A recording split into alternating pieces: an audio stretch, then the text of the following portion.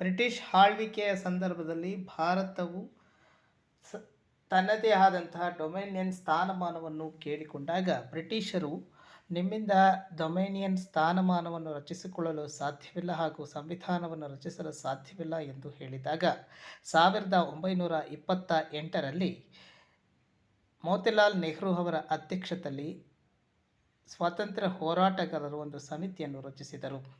ಅದರಂತೆ 1928ರಲ್ಲಿ ಮೋತಿಲಾಲ್ ನೆಹರೂರವರು ಮೂಲಭೂತ ಹಕ್ಕು, ಸಂಸದೀಯ ರಚನೆ ಮತ್ತು ದ್ವಿಸದಸ್ಯ ಶಾಸಕಾಂಗವನ್ನು ಹೊಂದಿರುವ ಫೆಡರಲ್ ಸರ್ಕಾರದ ವ್ಯವಸ್ಥೆಗೆ ಒಂದು ಚೌಕಟ್ಟನ್ನು ರಚಿಸಿ ಒಂದು ವರದಿಯನ್ನು ಸಲ್ಲಿಸಿದರು. ಈ ವರದಿಯನ್ನು ಮೊಟ್ಟಮೊದಲ ಬಾರಿಗೆ 1928ರಲ್ಲಿ ಸಲ್ಲಿಸಿದರು. ಆದರೆ ಬ್ರಿಟಿಷ್ ಸರ್ಕಾರವು ಈ ವರದಿಯನ್ನು ಒಪ್ಪಿಕೊಳ್ಳಲಿಲ್ಲ. ತದನಂತರ ಈ ವರದಿಯನ್ನು ನೆಹರು ವರದಿ ಎಂದು ಕರೆಯಲಾಯಿತು.